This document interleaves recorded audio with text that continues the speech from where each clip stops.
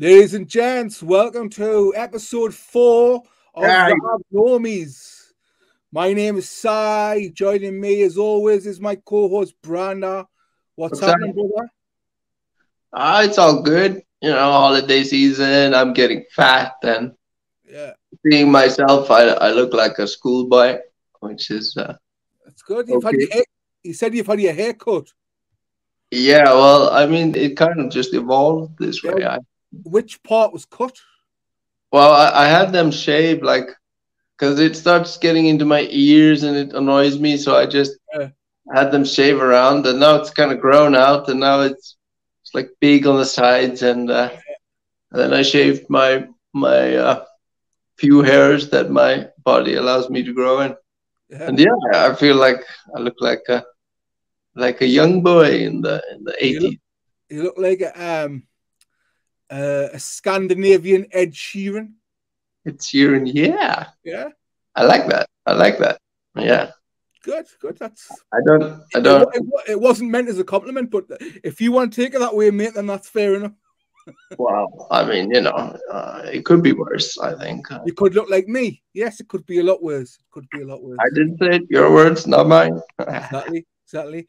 Well, everyone, as always, if you are listening to us on your chosen audio podcast platform, we are also available in kind of HD on YouTube. So go check us out on YouTube. In case you miss any references which require visual aids, check us out on YouTube. As always, the links to all our socials, any way to get in touch will be in the comments below. And yes, let's crack on. We're recording this now. You won't see this for a few weeks because we record a few in advance, and because we're both little disabled, it's taken a while. I'm very disabled. Yeah, it's taken. Well, I'm quite disabled, but I'm very big, so that probably classes as very disabled. I'm handy-capable. Yeah. Oh, yeah, PC terms. Yeah. We are not specials. No. Well, that's debatable. Yeah, completely debatable. So it is the 29th of December as we record this now. It may not come out for a month or so, but how was your Christmas, mate? It was very calm, very chill, very nice. I ate reindeer, which is like fucking beast. Yeah, I knew you're gonna like that. I'm sorry. I'm sorry. God, so I say to you, how was your Christmas? And you basically say, well, I fucking butchered Santa's reindeer. That's basically I ate Prancer. So it's Rudolph. Always Rudolph. Yeah, I I wasn't I might turn I wasn't expecting. How was your Christmas? Oh, I ate reindeer. I wasn't expecting that, man. All right. I'll shift over. Let's see what else. I wrote my book. I'll be honest. I don't know if I've mentioned this on the podcast yet. I don't think I have. My wife's Norwegian. We normally go to Norway for Christmas because it's like a wonderland. When I first arrived there, 2016, it was just the fjords, but it was pitch black, so I couldn't really see, but I could see it looked quite festive. And then when I woke up the next morning, when it was daylight, it was like being in Lapland, and the kids were in their element. But yes, they also served reindeer, dried and cured reindeer, and I've got to admit, back then when I was a meat eater, I did quite enjoy it. But now I find the thought abhorrent. Yeah. I mean, here in Iceland, we eat a lot of meat, and we're a little behind. But veganism is increasing here as everywhere in the world in more enlightened societies, but so far not yet. That's my opinion. We had to think of the UK as an enlightened society, but we have quite a lot of vegans. I made a full vegan Christmas dinner this year. Hold on, my assistant George walked in. Yeah. Hi. Hello, assistant. Hi. I'm recording a podcast. Can you scratch my nose a little bit? You just say, can you scratch my nose a little bit? Right. For all of those listening via audio, I will describe what's happening.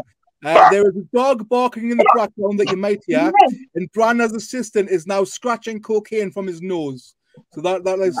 I felt like I needed to make that comment. When I'm doing this with my nose, it's because I'm incapable of scratching it myself. It's not because I have been sniffing cocaine all day and I got this weird twitch. Well, that's where we differ. Just gonna tell me about your holiday. It was good. It was good. COVID is rampant throughout the UK, so lots of people in Iceland too. We broke our record by like threefold. Right. Usually we had like 200 cases a day, but now we're up to like 900. So this new variant seems to be rampant, but luckily people don't seem to be dying from it, which is a good thing. Not really getting so sick.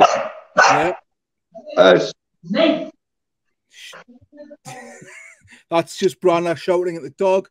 It's okay. The dog is well looked after, I promise. It was good. It was good. So it was kind of me, the wife, and the kids. We had Christmas morning. The kids were spoiled rotten because they're privileged white children, and they've grew up with parents who are working class, who strive to be middle class, and so they were spoiled rotten. What was their favorite present? Yeah, we played parlor games and ate lots of vegan food that resembled meat because we still miss the taste of meat. Yeah, I was thinking why you do that. You know why you the ethical reasons. Yeah. Well, we our meat here in Iceland is sustainable. That's my excuse for now. Doesn't make it ethical though. Like I don't want this podcast to be me being a whining vegan because that would have put me off veganism. So I don't want to be one of those people. All I will say on that aspect is it's never ethical to kill another sentient being.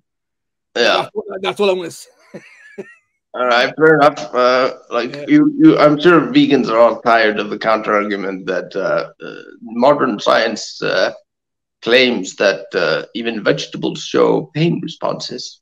Yeah, but let's not go there. Let's not go there. No, because you've never seen a carrot cry or crawl up to its mother and snuggle in its arms and drink its mother's milk.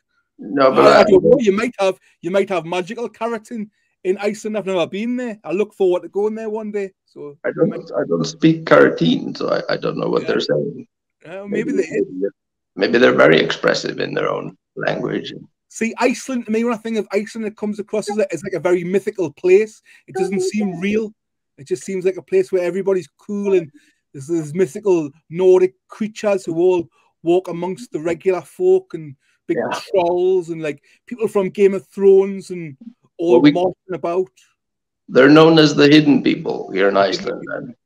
And that's like elves and trolls, but they're nothing like, the way they're depicted in the movies and like the gods, like Thor, for example. I mean, he's an ugly motherfucker.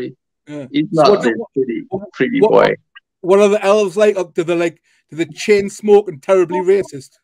They can be, but they're kind of all scales. But they're also they like to tease humans if we don't treat them well. Yeah. So generally, we have a ritual of being very good to the elves. We'll dress up and clean up on certain days when we can expect them. So you don't get a podcast. Yeah. That's it, right. Like my mother does whatever she wants. She's So that's Branda's mother. Bring your mother onto the screen for a moment. We'll have to. Yeah. Precis. Men annars kommer.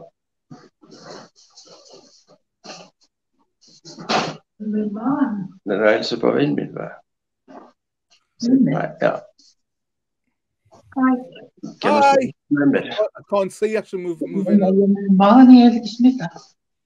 er bare klar Så ser det. Hi. Hi. That's British. She just woke up and is feeling groggy. And we're doing a podcast and being obnoxious. For those people listening in audio, that was Branda's mother just appearing for the first time, seeing me on screen, thinking, "Who the fuck is my son talking to? What is that English thug?" He's very accepting. That's good. That's good. Yeah. Good. Although she'll silently judge you, in her own way, but that's the best way. That's that's what mothers do. Yeah, of course, good. Yeah, but all right. So Christmas was good. That's you had your vegan Christmas, and yeah, it was good. I'm sure it's gonna be interesting how COVID. What's this second Christmas that we go through? That's second Christmas, yeah. But hopefully this is like the top of the wave, and right now, I mean, like we said, people are getting COVID, but a lot of the people that I know, I mean, a lot of people, like this time, I know a lot of people that got COVID, but so far none of them have been really sick. I mean, most of them that have had their third jab and are vaccinated. I mean, that's probably a factor, I suppose. But yeah. So maybe we ride this wave, and next year we'll all have an orgy Christmas. Yeah, it sounds good. But maybe not a family one, because that would be weird. No. Change of subject. So yeah. But yeah, how have you been otherwise? Recently? Well, as I messaged you today, it was it's been a difficult day. I don't want this podcast to become like a pity podcast. That's the last thing I want. But I messaged you a few hours ago telling you I was already drinking alcohol heavily, and that I'd been on the verge of tears all day. So as I want this podcast to be warts and all and to be open and honest, I think basically today was the first time that I'd accepted the fact that my dad had died. Okay. So as I mentioned on the last episode, I had a very weird and difficult childhood. Two parents who met in special needs school, weren't very emotionally stable. In the old days, you would say backwards. You would say lacking in intelligence, for want of a better term, really. And I hadn't spoken to my dad for about 6 years, because as I got older and had my own kids, I realized the kind of stuff that went on when I was a kid wasn't okay. It wasn't right. He wasn't a very nice man at all, really. So I kind of cut all ties with him. And anyway, he died in May this year. Yeah. And I didn't find out until a fortnight after. His wife, and it's weird because he lived 2 doors down from my auntie, who I see very regularly, like several times a week. So there was no reason for his wife and his brother who visited not to let my auntie know and to relay the message that he died. But anyway, they didn't. And luckily, I say luckily, ironically, because of COVID, the funeral times were delayed. So I managed to get to go to his funeral. But it was weird because I hadn't spoken for so long. And I didn't like kind of feel anything at the time. Like I just felt numb. You're like me. I have a delayed emotional response always. Yeah. It takes me a while. When something happens, I need like a day or two to really know how I felt at the moment. But in regards to them not telling you, I've heard similar things in Well, different contexts. it wasn't even the fact that they didn't tell me. I was omitted from the obituary. Okay. So I was an only child. So at his funeral, it said loving wife and brother. Shit. Yeah, and it's annoying because all of the things I did for that man over his life, he had his leg amputated due to diabetes, and I left my life when I was living in London, the other end of the country, to come back and look after him. The last message he ever sent me was when I had my daughter, my firstborn child, when she was a week old, and he hadn't even came to visit her, and it was asking if he could borrow money for cigarettes. That was the last communication I had with him. And it was today. I was going through Facebook, and I've recently his brother added me on Facebook because it was his brother, a separate brother, who told me that he died. Well, no, sorry, he confirmed he had died. I had to find out through a separate family member reading it in the obituaries in the newspaper. So I was scrolling through Facebook today, and my dad's brother looks a lot like my dad. So for that second scrolling through, it kind of hit me. It looked like my dad had hit me, and I thought, "Fuck, yeah, my dad is dead. Yeah, he's dead, like he's gone." And I'm never going to be able to say like, why did you treat me the way you did? Why didn't you be a better dad? Why did you? I mean, I know it's hard because yes, he might have had learning difficulties, but he could still drive a car. Like, do you know, so he wasn't like fully. Do you know what I mean? He was, I suppose, emotional difficulties, but he could still like drive a car and had a job. So I guess maybe I cut him a bit too much slack, or maybe I'm a bit harsh in other people's opinions. I don't know. I think you can be both. I mean, I think you have to, like, people, allow yourself to be both. Be resentful, be angry, go through those feelings, but then you focus on the positive sides, and at least he's the guy who gave you this reality, such as it is. So even if that's all he did, I mean, that's still pretty good. Yeah. I find it hard. I mean, maybe I will look at the positive side later. I just find them very few. The positives very few and far between. But you don't need a lot. Again, this is gonna sound resentful and maybe as if I'm having a go at the dead, but I feel I have to get this out now in recorded form while it's fresh, in case, God forbid, anything happens to me. I want my kids to be able to look back and see this and how I'm feeling at this moment in time. And I feel it's my right to be able to tell these stories now about the kind of childhood I had and how abnormal it really was. So I grew up. My dad left when I was 2 years old, and basically from about the age of 4, my mother was insistent that she was raped by my dad, and that's how I was here. That she didn't want to have kids, and that he hid her the contraceptive pill, and raped her, and that's how I was born.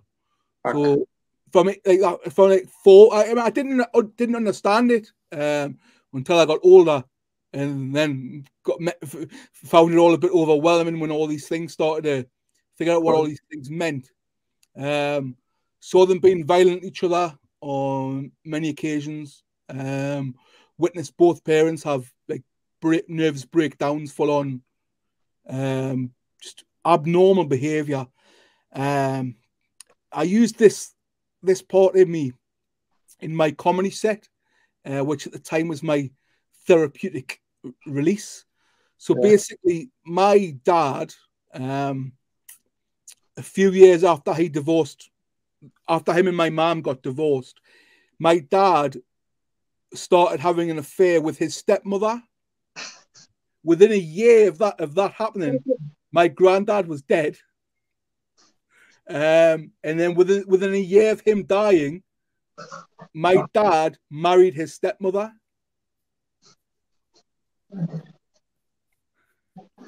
That's yeah. That's kind of fucked up, isn't it? Yeah, that's like soap opera. Yeah.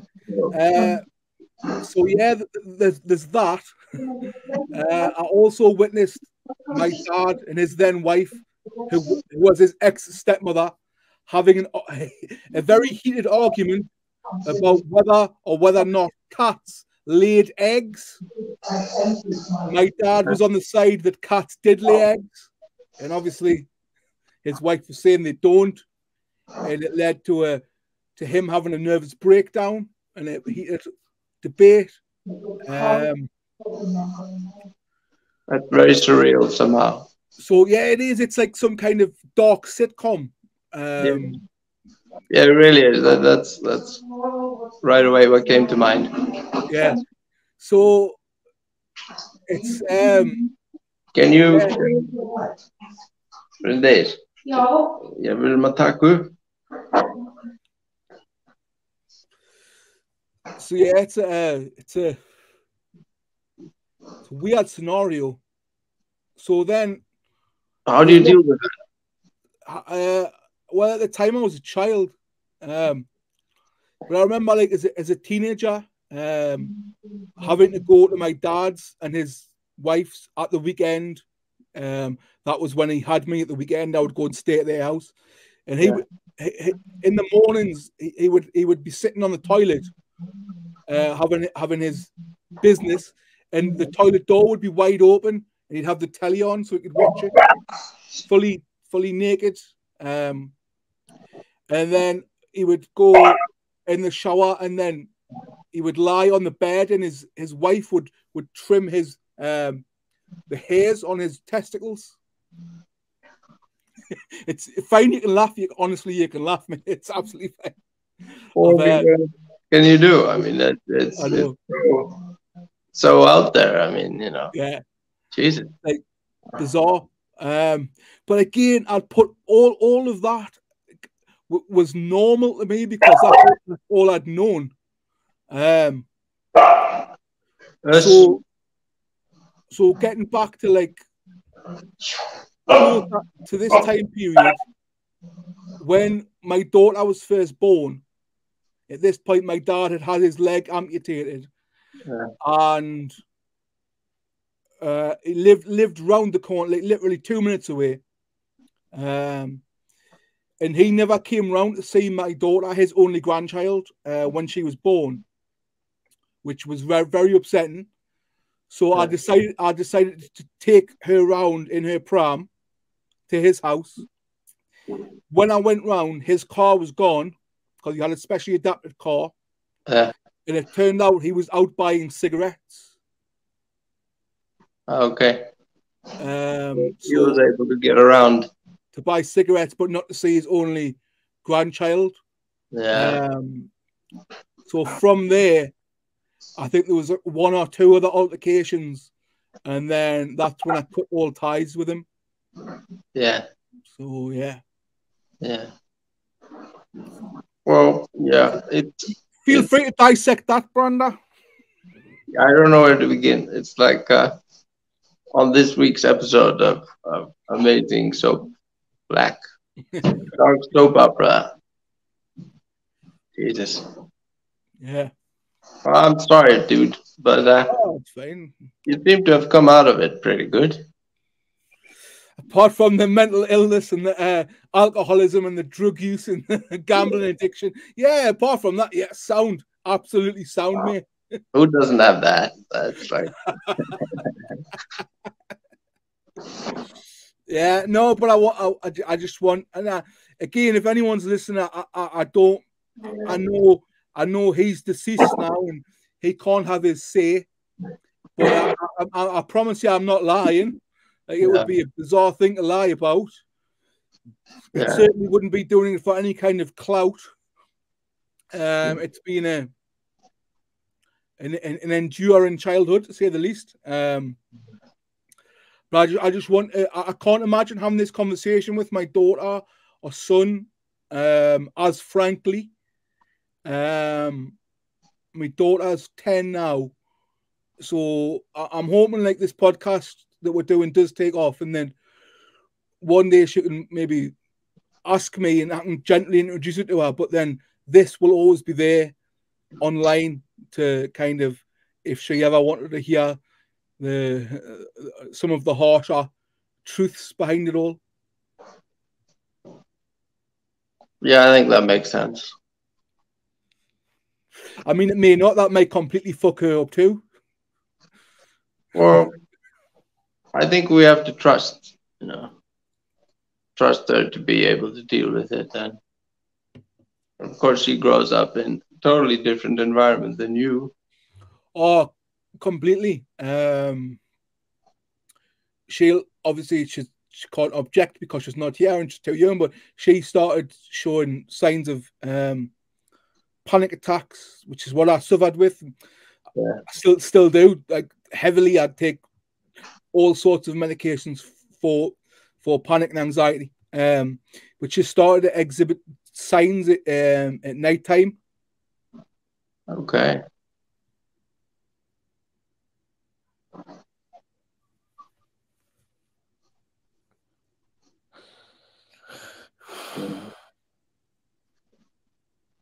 Yeah, it's a tough one. And I've just tried to like talk her through it. Like as best I can, to say like maybe use these techniques to accept it's an unwanted thought. Let it enter you. Don't fight it, then let it pass. Yeah. And then try and realize that it's just a thought. Yeah. Kind of thing. I had a friend a bit back. He actually had like a kidney, there's some part of your kidney that produces relaxation hormones.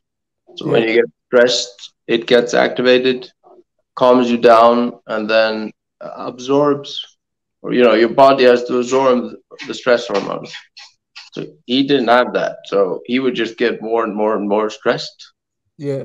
And sometimes he would call me, like when he was having these initial stages of the panic, and like we at that time I was getting sick as well. So out of our big group of friends, we kind of related to each other differently. So I was, I didn't know what to do.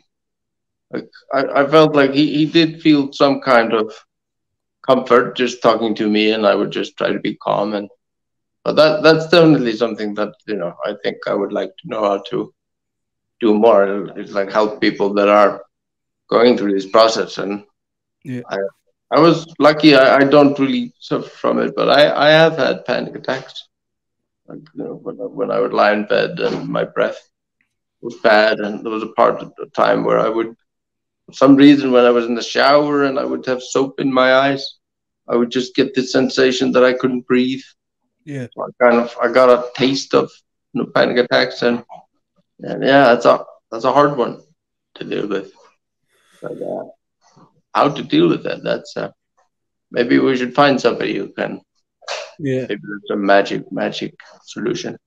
I'm actually later on. Hopefully, my guru friend is going to come and move to Iceland. Once he's here, then we can have him on as a regular guest. Yeah. He's very good at dealing with all kinds of psychological and physical issues. Yeah. Maybe you can give us some tips on how to tackle, challenges and issues.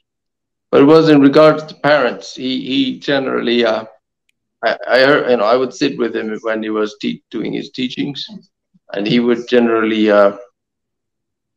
just say that you just gotta forgive and move on. That's how I interpreted a lot of it. Yeah. Yeah. That's the. That's a. It's a hard thing to do, isn't it? It's such an easy, biblical or whatever turn of phrase to forgive, but to actually put it into practice. Yeah, that's what I keep, because I went and I read about a bunch of stuff like when you're in a panic attack, you try to look at 3 things around you, try to find 4 colors around you, right? And then whenever I'm around somebody in a panic attack and I want to, state this, I just feel silly somehow, and I don't have the confidence to kind of, tell them to do this. And then at the same time, once when I was with somebody in a panic attack, another person came and started just right away, really confidently, just picture yourself in a boat on a lake.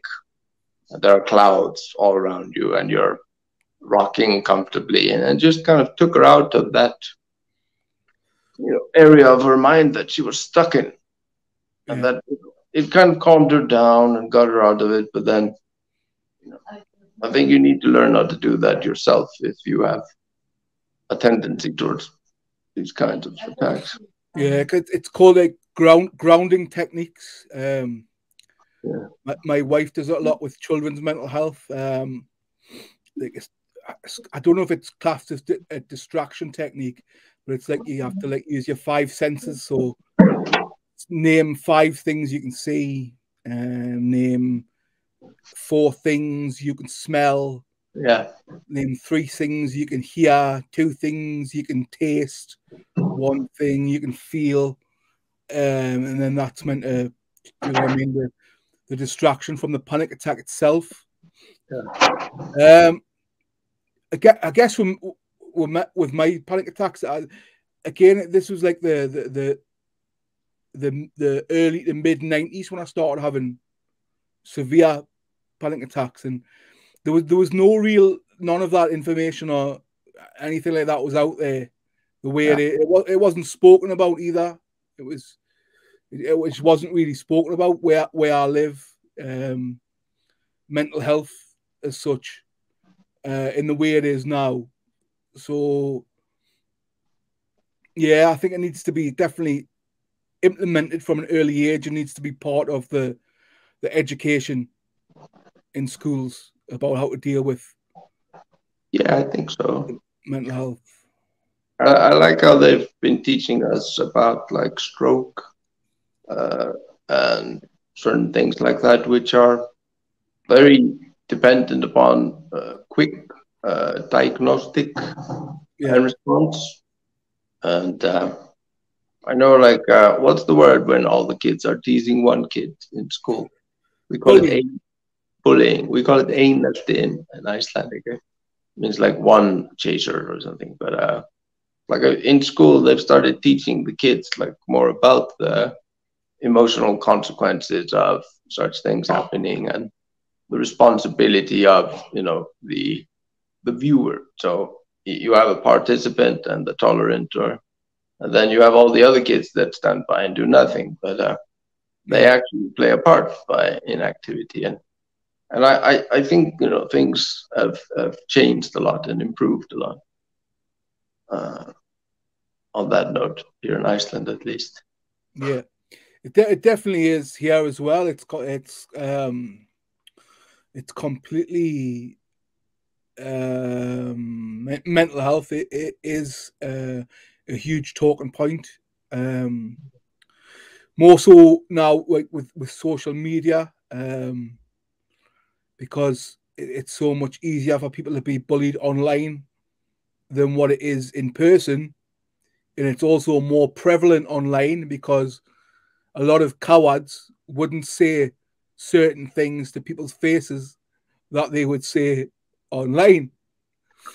For example, I know I'm disabled, but sometimes if I'm able to stand without my stick, I'm nearly 6 foot and I'm about 20 stone. So there's few people who would come up to me and just say certain things where they would find it easier to say that online. And I think that kind of goes across the board, that it's easier for people to hide behind that anonymity. Go on. Anonymity? No, it's not that. Anonymous. That'll do. Anonymity. Anyway, I think it's a lot easier for anyone to hide behind that.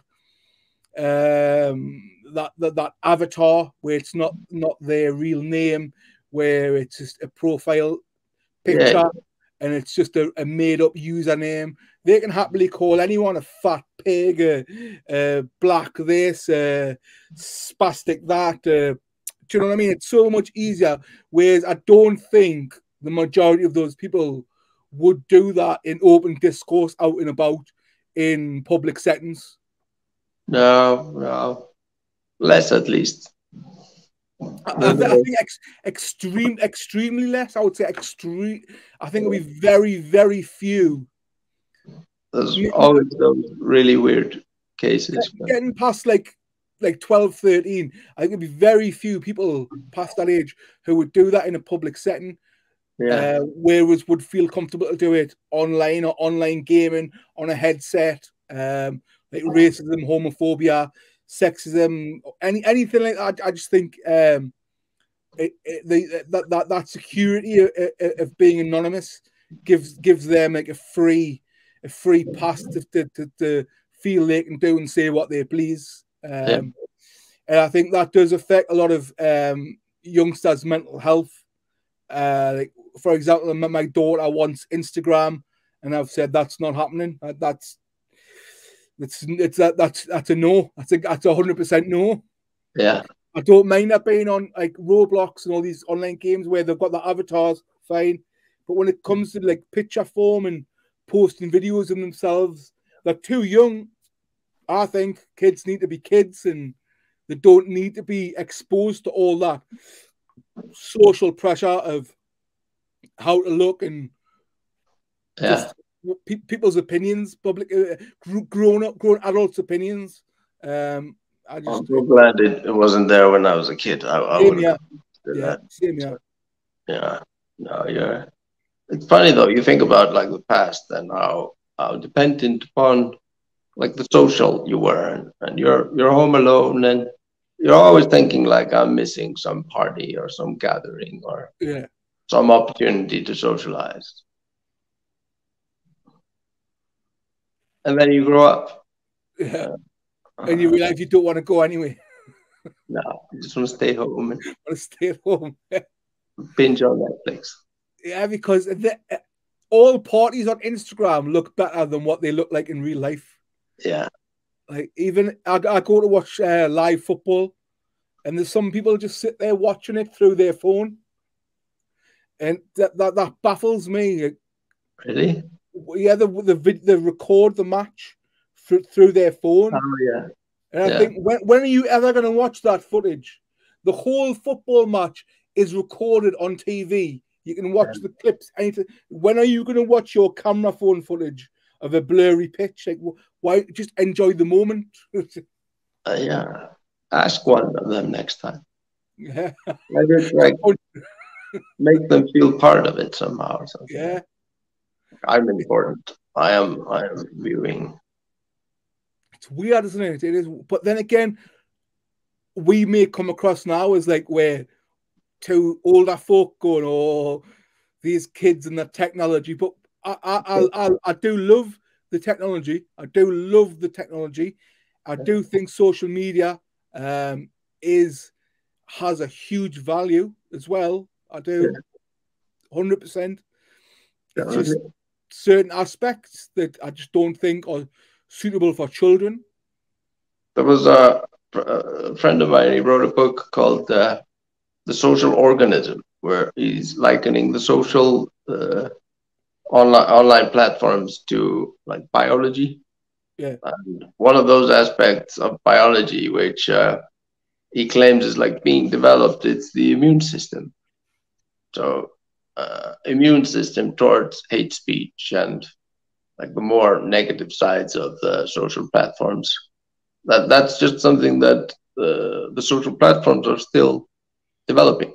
One day these things will be there, and then you will be able to let your children go on a certain children platform, knowing that there are AIs and machine learning algorithms that are making sure that everything that they get influenced with are protected. I mean, I've often thought that, like in school, we should have like Google classes, where just kids basically, we're not going to teach you anything. We're just going to go and Google basic math. Yeah. And then come back in after 4 classes and just tell us what you've learned. And then you teach them like how to confirm their sources and make sure that they're not going down some rabbit holes leading them into some nuthead conspiracy, and learn, the best way to protect them is to teach them how to protect themselves. Yeah. I kind of like all this, the old tribal idea of, you until you're 10, you're just learning how to survive, and you have your, grown-ups looking after you. But then at the age of 10 or 13 or whatever it is, in each different community, the kids get sent out and they have to survive themselves. And after that, they come back. And now, they're men because they've proven themselves capable of surviving in the environment that they live in. Yeah. Yeah, I get that. I get that. Yeah, man. Yeah, like even social media at some point taught in schools about how to the pitfalls, how to interact, scammers, for example, online predators, but online scams, the financial aspect of online, and then even like maybe 20 years down the line, then blockchain, and because obviously I believe, the same as you, that will be a huge part of the future financial system, and technology will be blockchain. We're going to talk about that more in future episodes. Oh, definitely, yeah. Get into the NFTs and blockchain. Get some expert guests on. Yeah, definitely. And I'll try not to cry this time. Well, you can cry if you want. That's okay.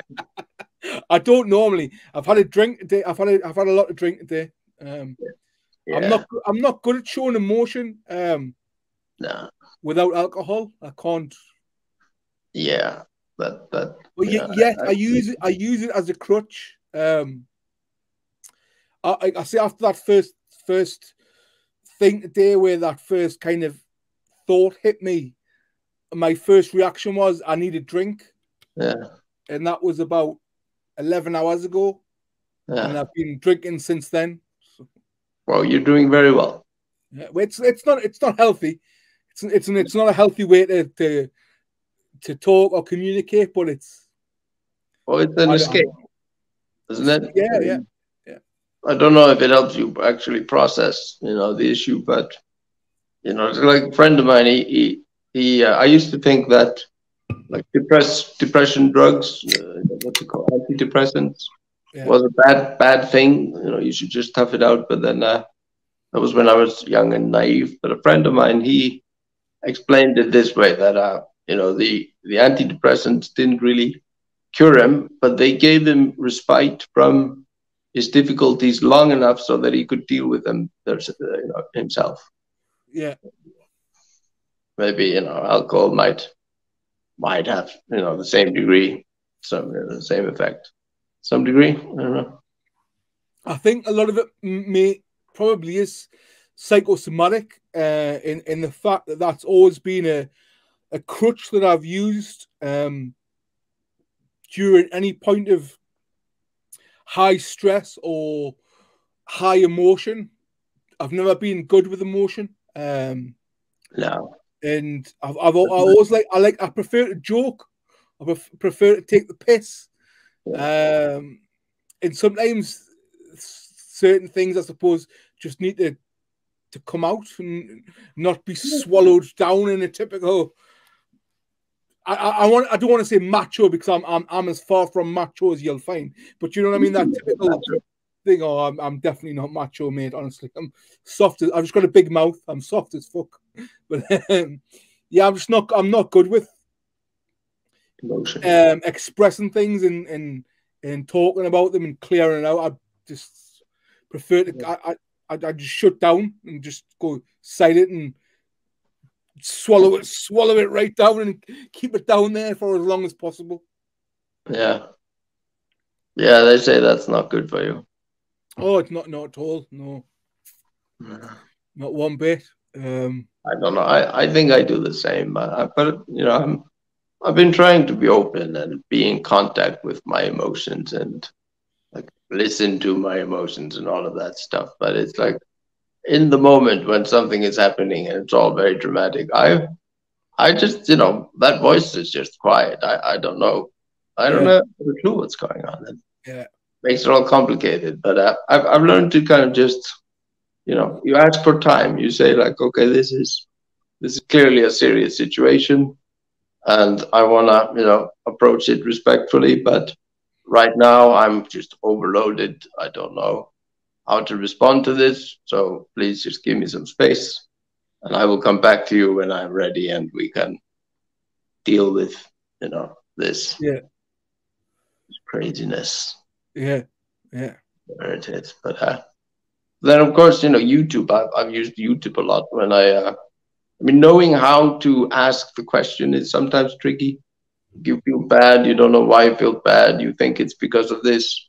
You go on YouTube, you Google that, you listen to some dudes or ladies talk about, that kind of stuff, because everything has been discussed by somebody on YouTube. It's been discussed and analysed and broken down and but it's putting that into practice. Yeah, that's the thing. It's not although it can be broken down into such seemingly simple steps, to actually implement them when you're going through fucked up shit in your head. Yeah. It's not easy task to try and decompartmentalize and break everything down when you've got an overload of these things that you've just swallowed and pushed down for fucking years on end, and they'll all start bubbling up, and all you want to do is just shut the world off. You've heard of PTSD? Yeah. Traumatic stress disorder. So I think a lot of people that are suffering from it and they don't know it, where your body is in a constant state of flight or fight. Yeah. So you're not capable of thinking clearly because those facilities are not useful when you're in flight or fight mode. You're ready to either run away or attack. So being stuck in that state is very tiring and exerting for your body. And I think I'm a big believer in meditation, but creating that routine, having space, both physical and mental, to actually sit down and do your meditation routines. It is tricky, but so far whatever I've been reading, that seems to be routine seems to be the main thing that gets you out of things. Just make sure that you have stuff to do with your brain which isn't taking you to that place, which is gonna mess you up and fuck you up. And the thing is there where I would like to have somebody on the podcast in regards to meditation, because I started doing the Sam Harris the meditation app, Um, that led me to panic attacks, like Really? severe panic attacks, to the Good. point where I had to stop doing it. Okay. That's interesting. What was So happening there? the breathing techniques and the it was when Sam was talking about, are you where are you? Are you in your head, or are you witnessing yourself? Are you like I can't vocalize it as well as him. He's a genius. But Yeah. where who are you? Whereabouts are you? Are you the center point between your nose and your eyes? Is that where you are, or are you outside somehow witnessing it? And when you close your eyes, then whereabouts are you? That would lead me to start the hyperventilating panic attack, where maybe I'd start thinking I was having heart attacks and my breathing would go, and it really triggered severe panic attacks, more so than I'd had for a long while before doing the meditation. Shit. So Okay. Do you think that was like? I'd love to have someone explain. Well, I'm curious if it was like making you worse, or it was like you had to go through that before you got better type of Well, thing. that's what I thought. So that's why I'd done the Sam Harris and the Dennis McKenna thing, which I think I may have mentioned before, where I took 6 grams of dried mushrooms, Yeah. and had that experience, Yeah. which was scary, but I do think invaluable. Yeah. But yeah, I never then returned to the meditation. I tried, but it would really trigger a panic attack. So what I did was I turned back to, where are they? They're around here somewhere. They're kicking about. Prescription. Oh, there they are. The citalopram. Hey, little buddy. I turned back to the medicated cuddle. Yeah. The kind of like turn certain senses off. Yeah. Which again is probably not healthy, but at that time it was the time when I just found out that the operation wouldn't reverse the symptoms. The spinal operation, it would only potentially stop them from progressing. Yeah. So my head was proper fucked up at that time. So I don't know. Maybe I could revisit the meditation side. I just found that it really triggered unwanted thoughts, and like the panic attacks seemed to really heighten during that time. Yeah. Yeah. Yeah. Well, I mean, you might try something different. It's like going softer into it, starting out shorter periods, But then again, maybe it's not for you. The thing is, I wanted it to be for me, and I wanted to do the Sam Harris approach to meditation. I want to do the Wim Hof breathing techniques, but again, I found the Wim Hof breathing techniques really induced panic attacks. Yeah.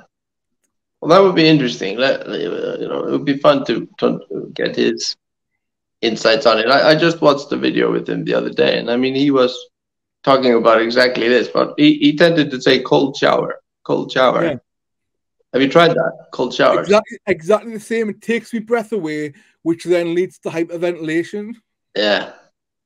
Yeah, I'm not a fan, but I'm gonna try it in the new year. Like once a week at least, and then try to do it every day. Well, not every day. I don't shower every day. That's been my goal for 5 years, to do the Wim Hof technique every day. All right. And each time I've done it once, I've been, and then I start having panic attacks, and I'm like, right, no.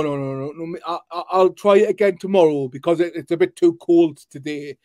It must be because I'm feeling a bit tired, and then I just let it. It never happens.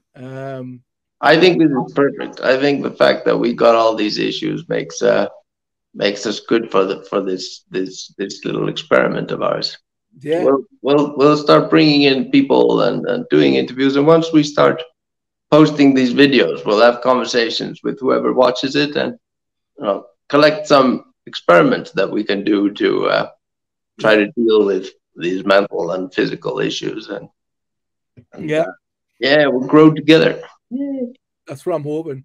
Well, I just want to say thank you to you for obviously the last episode. I didn't want to record, having a really tough time, and I did. And then afterwards, my wife asked, because she made me do it.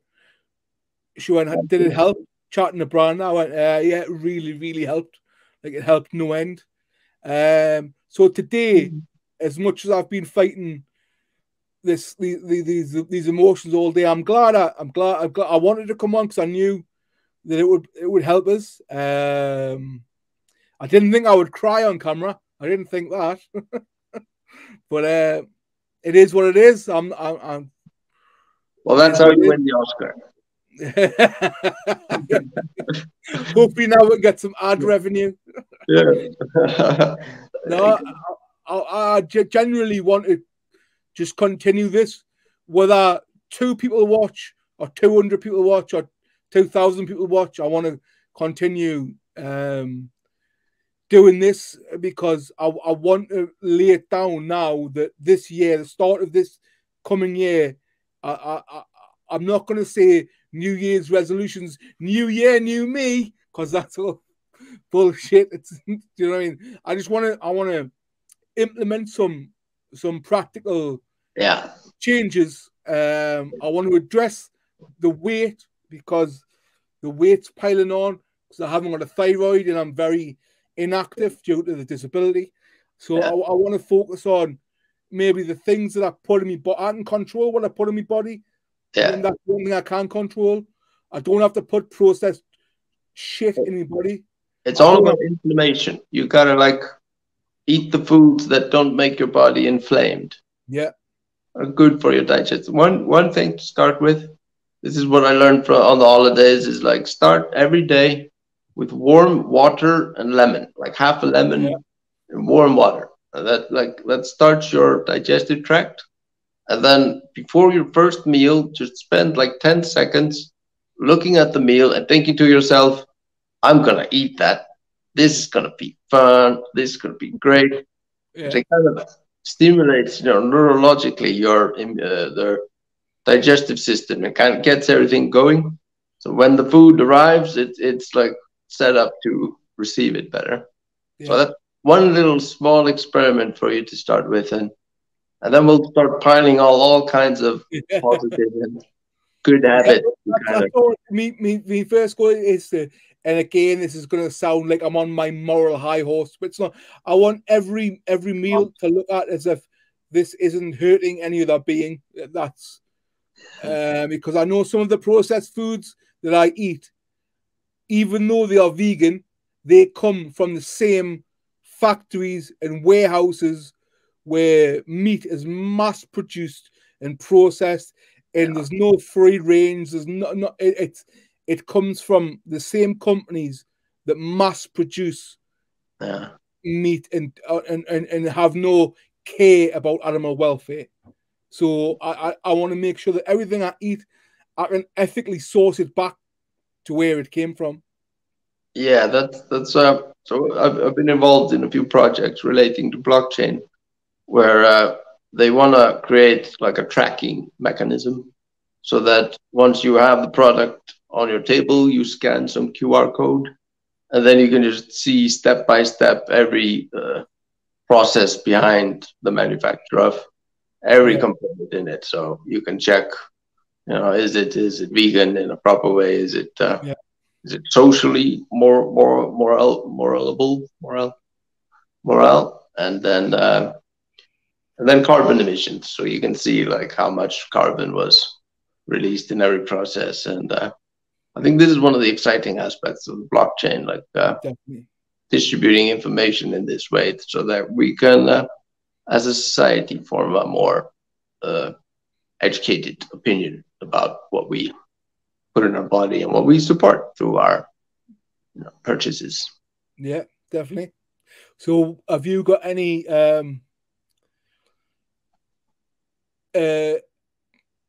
goals that aren't like hugely out there, but are something that can be implemented for the new year? Do I have any goals for the new year? Yeah, like I don't mean like huge resolutions. I mean like just like simple goals that you want to implement for a new start, a new year.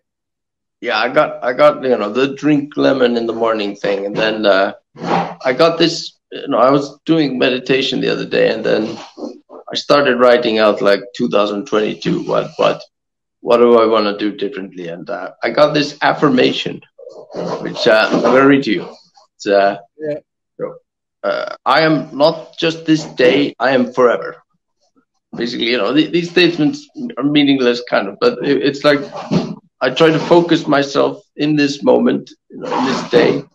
And then I remember that, I have an entire lifetime, life behind me, life in front of me. And even if this day sucks, it's not going to be like that always. I just have to kind of keep going. And then I am not just this body, I am the cosmos, which, sounds like a bit of spiritual mumbo jumbo, but again, it's like just kind of reminding myself that I'm a piece of society. I'm a part of a bigger whole. And very often the shit that's going on in my mind is just bullshit and insecurities or judgments or stuff. And then I go out and then, I get complimented on something and, it's different from what I think. And then the rest of it is I work through this moment to bring love into the world. I use this moment to set my path to the future. And I set my path towards my best possible self.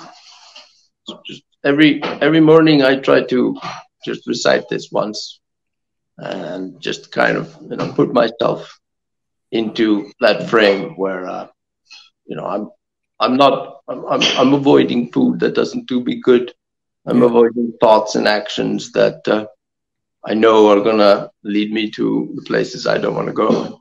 Yeah, it kind of brings me to a better place. And so far, I've been doing this for like 2 weeks, and it's really helped. I don't feel depressed anymore like I did for a couple of months, and I've been able to write my book. I wrote 10 pages during the holidays, and it's kind of But other than that, I'm gonna use my machines, which I'm gonna show you in future episodes. Yeah. My breathing trainer, and I got a brain scanner that's fucking awesome, and then do a little training every day. I think it's I've been learning. I used to go and like do really intense workouts, and then I'd crash and I'd have so much pain. So now I'm learning just every day, just even when I'm tired, just do a little bit. Yeah. Even if it's just 10 repetitions of something, just do that. That's okay. Yeah. So cool. How about you? I think you will. I'm gonna suggest one for you. Okay. You need a soundproofed room for when we record. Yeah. We're gonna upscale these episodes as we go, definitely. But just a room where the door can be closed and the camera and mic can be left on you. That would be ideal. Yeah, I ordered a mic this morning, and I'll get a camera let's see, maybe those 2 people that are watching us don't care so much and enjoy the dog shows. But, they still will. But, we need someone to wheel you into a room and close the door. That's what we need. That's all we need, man. I'll do that next time. Definitely. Sound well, honestly, mate. Once again, thank you. It is the 29th of December, so if I don't speak to you before, have a happy New Year's Eve. Yeah, and once again, this is episode 4. If you might be watching this a long way in the future, we have no sponsors for these early episodes, but for me personally, for me personally, I would like to say, if anyone would like to sponsor this episode in particular, if you can go to childline.co.uk, make a donation, or whatever country you're in, watching or listening, if you can go to any kind of childhood support website in your country and make a small donation, that would mean a lot to me, and that would be much appreciated. I'll do that right now. I'm going to do that as well when I finish the call, mate. Yeah. Right, Branda. Until the next one, mate. Yeah, good to see you, man. And we'll speak soon. Definitely.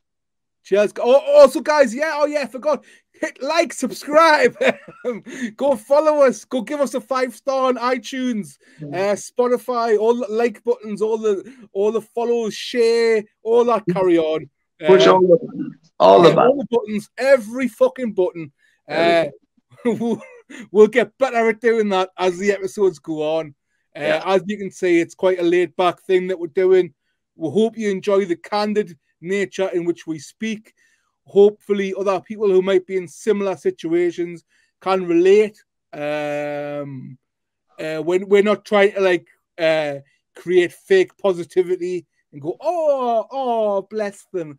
That's all bullshit. A lot of the time we are depressed because we live in shit bodies, which we're trying to make better.